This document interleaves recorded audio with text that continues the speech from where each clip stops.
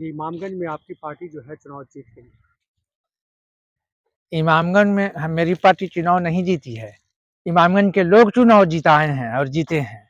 इसीलिए कि इमामगंज के लोग को बहुत भरोसा और बहुत उम्मीद है एनडीए पर और खास करके जीतन राम मांझी साहब पर, कि जो विकास का धारा इनके द्वारा दिया जा रहा है, उस धारा के अनुकूल इमामगंज के लोग चलने के लिए खड़े उतरे हैं। वही रिजल्ट है कि एनडीए के प्रत्याशी और हिंदुस्तानी आवाम मोर्चा सेकुलर के माननीय मंत्री जीतन राम मांझी साहब के पुत्रवधू और संतोष मांझी के पत्नी चुनाव बहुत ढंग से जीती हैं।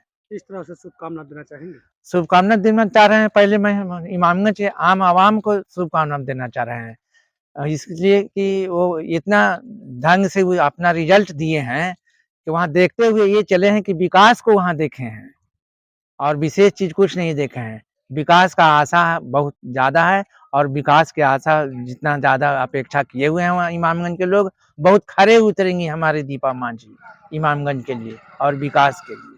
आज जो है मतलब अभिनंदन यात्रा निकाली गई है, उसमें आप शामिल होने भी जा रहे हैं। हाँ, आभार यात्रा में शामिल होने के लिए जाना चाह रहा हूँ, कोशिश कर रहा हूँ कि मैं भी पहुँच जाऊँ वहाँ। इस तरह से आभार व्यक्त करेंगे इमामगंज के लोगों का। आभार व्यक्त करेंगे, बिल्कुल जितना भरोसा जताए हैं इसीलिए आभार व्यक्त करेंगे कि आपका भरोसा को हम खरे उतारेंगे, आपके भरोसा पर हम खरे उतरेंगे, आपके भरोसा जो होगा अपेक्षाकृत हम पूर्ण करने का कोशिश करेंगे। एक आखिरी सवाल है, बेलागंज में भी चुनाव हार गए, जहां 35 वर्षों से गढ़ कहा जाता था, चारों के चारों सीट एनडीए जीत गई है, इस पर आप क्या बोलना चाहेंगे। एनडीए नहीं जीती है, बिहार का विकास जीता है और विकास के लिए अग्रसर हैं बिहार के लोग।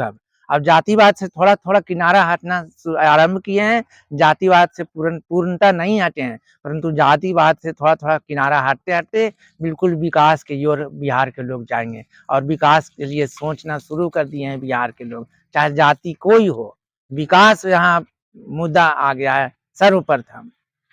क्या ये 2025 का सेमीफाइनल माना जा सकता 2025 में तो आराम से, जैसे महाराष्ट्र की सरकार बनी ना एनडीए का, बिहार में उसी तरीके से बनेगी, प्रचंड बहुमत के साथ बनेगी। इसलिए उस पर कुछ विचार नहीं करना है, सिर्फ ध्यान रखना है। प्रशांत किशोर की पार्टी को भी हर जगह पर अच्छा वोट आया है।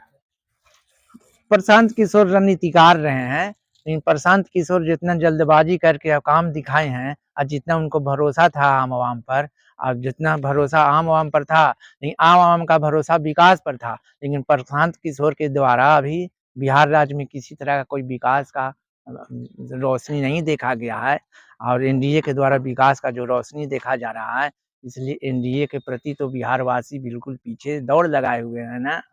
आपको क्या लगता है, प्रशांत किशोर एनडीए को ज्यादा नुकसान दिया है या फिर महागठबंधन को। हमको लग रहा है कि किसी को नुकसान नहीं दिए हुए, अपने आप को नुकसान कर लिए हैं।